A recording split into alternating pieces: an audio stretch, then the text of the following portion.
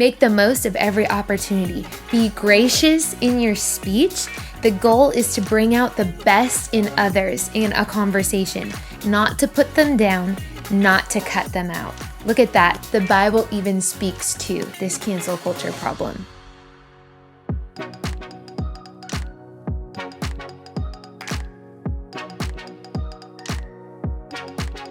Hey girl, so glad that you tuned in. My name is Bethany, and this is the Make Up Your Mind channel. You're listening to episode number 34.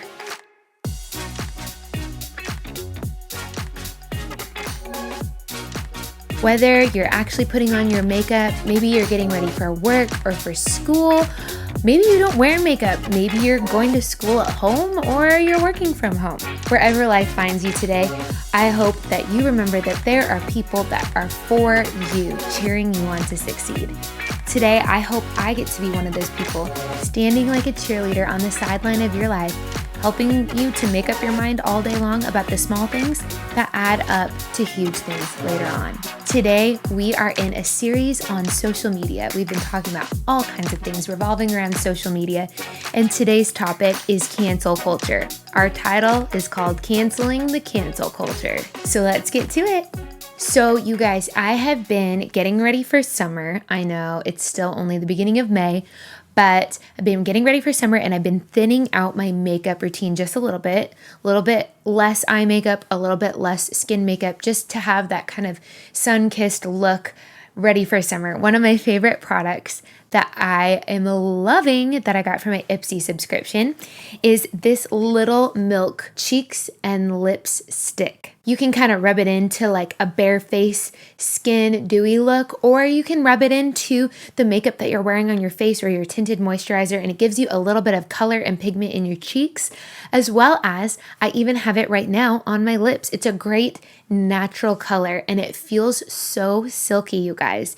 This brand is Milk, and I actually am using their eyeshadow too and their mascara, and I absolutely love them. You can get it at Sephora, you can get it on their website. I would highly recommend checking them out.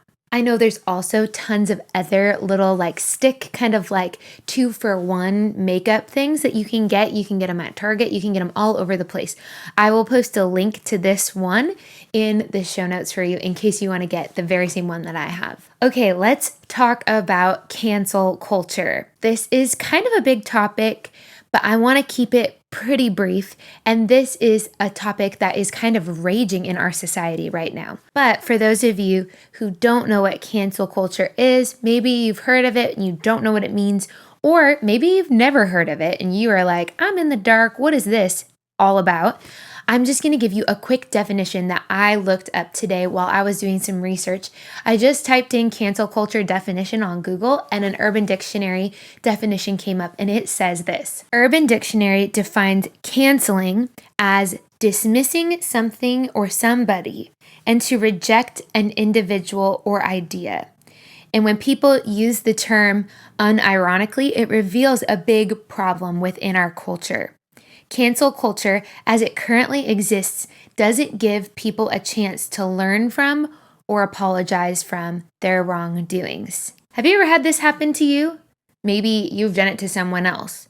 Maybe you did it intentionally, or maybe not even having thought it through. It can happen in person and it can happen online. When you've been canceled, whether in person or online, it kind of just means that that person just stops talking to you. They ghost you, they stop responding, and they stop giving you any time of day. If you're going to cancel someone online, that might look like deleting the posts that you see that they posted. It might look like unfriending or unfollowing them, all because you're not in agreement with something they said or did, or you don't like them anymore, and so you'd rather just cancel them, delete them, completely cut them out. While I was getting ready for this episode, I wanted to make sure that I had some good information. And so I was doing some research and I read an article out of Insider Magazine. Some of you have heard of that. Maybe you haven't. You can look it up. I will post the link in the show notes to this article. But it said this: to understand what it is to cancel someone, we must first understand the movement that term grew out of, namely call-out culture. Call-out culture is essentially public shaming, in which members of a community are called out for problematic behavior. Callouts usually happen on social media sites like Twitter and Tumblr, where information is easily shared and commented on. So, first the call out happens and people all start responding. This kind of looks like that other episode that we talked through where we talked about negative social media and harsh comments being made on social media. What eventually happened, says this article, stemmed from those internet call outs was the habit of canceling the perceived offenders. And you guys, sometimes this canceling comes for a good reason. A lot of the time it started with celebrities that needed to be held accountable for their actions that are very public and a lot of the time really off base and horrible. So the call out culture happened where people felt like they had the need to call people out to hold them accountable for their thoughts, ideas, and behaviors. The problem is that now it's leaked into our overall culture. This happens on a person-to-person level now, not just a person to a celebrity level. We've all seen it on social media, on Facebook, on Tumblr, on Twitter, anywhere that you're on social media, the public shaming that happens. And then from that point in time, people start canceling people. People start canceling people and they start completely cutting out people totally from their lives. Shaming and canceling are so the opposite of how we should act as humans. You guys, this is not even just a biblical call out, but this is just a human to human thing. This is not how we should treat other humans. When you get down to it, when you boil down cancel culture, it's really a lazy and a super selfish thing to do to someone else. Instead of having the hard conversation, it just means, I'm just going to cut you out. I'd rather not deal with it. And that does nothing for the other person. If someone offends you or makes a mistake or has a disagreement, I think as a human, that person deserves to have a conversation. They deserve to know how they made you feel. They deserve to be able to change their ways. They deserve to be able to correct the mistake they might have made. They need to be given the chance to clear up any misunderstanding that there might have been. But instead, when we cancel people, we take away their ability to be able to change their mind, to change their view, to clear the air, to make amends. I think we've all been there. We've all avoided tough conversations. I don't think there's a person in the world that really likes having tough conversations with people, but we've all ghosted people. We've all left them on red. And let me be clear, I really think that ghosting is actually a form of canceling, if you really think about it. As a human, I think everyone deserves the chance to explain themselves and to clarify our intentions. But we take that away when we decide to cancel someone. The same article later says this. It says canceling someone the moment they make a mistake is, by definition, inhuman. Humans make mistakes. It's just what we do. Have you ever made a mistake and then no one gave you the ability to correct your mistake? It's infuriating because you feel so judged and shut down for the small mistake you made. Let's not do that to other people. If we dive even deeper, we can look at this from a biblical perspective also. Canceling takes away all the grace that we should be giving to others. Think about it. Jesus calls us to be gentle, kind, and gracious, bearing with one another. That's literally in scripture, to bear with one another, even when we make mistakes, even when we mess up. When someone says or does something that is offensive to you or frustrating to you or causes you some kind of angst or anxiety inside of you, canceling is not the option. It's not ever the right way forward. I'm going to say sometimes, but I actually mean most of the time, grace is the way forward. It's almost always the right answer. Grace is the harder path, but ultimately it's the right one. If you can have grace for someone, if you can give them the ability to change their mind, to change their perspective, to change their heart, to change their response, what a world that would be. People mess up all the time and they wish that they could take things back. But right now, our culture does not let them. Think about this. What does Jesus himself do when we make a mistake? when we realize that we're wrong? How does he react to that? It's the very basis of our faith.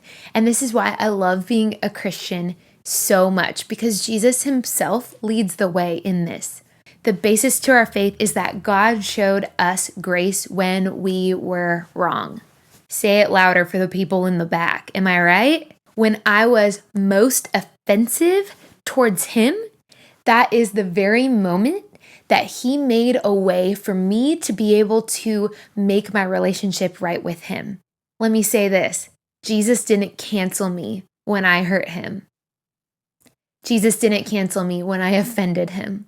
This is my personal stance. I'm not asking you to say that it's the right thing, but I think it's the right thing. Let's put an end to, let us stop this. And for lack of better terms, let's cancel the cancel culture. Sure, I do think that people need to be held accountable for their actions. And from time to time, I really do think that it is helpful to call some people out, as long as you don't shame them and you do it from a place of love. You guys, let's have hard conversations and let's keep relationships, even when we don't always agree with one another. Is that okay? You don't even have to take my word for it. This is from a non-Christian perspective. This is the end of that article. It said this: cancel culture as it currently exists doesn't give people a chance to learn from or apologize for their wrongdoings. It doesn't give them a chance to grow. Especially today, with teenagers growing up and putting their lives on social media, that can be incredibly dangerous. Very few people deserve to be canceled, says the article. And if you want even more ammo, the word of the Lord says this in Colossians 4 verses 5 through 6. It says this: use your heads as you live and work among outsiders. Don't miss a trick. Make the most of every opportunity. Be gracious in your speech. The goal is to bring out the best in others in a conversation, not to put them down, not to cut them out. Look at that. The Bible even speaks to this cancel culture problem. Girl, let me challenge you. If there's a situation that you can think of, maybe it's in your heart right now and you're thinking of it as you're listening to this podcast.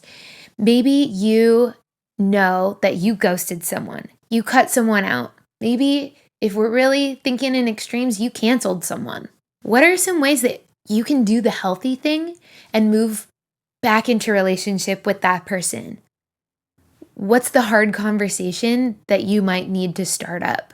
I know it'll be hard and it'll take a lot of humility on your part. It'll take you kind of going low and starting that up. But girl, can I tell you, I know it'll be worth it. This week, I want to hear from you.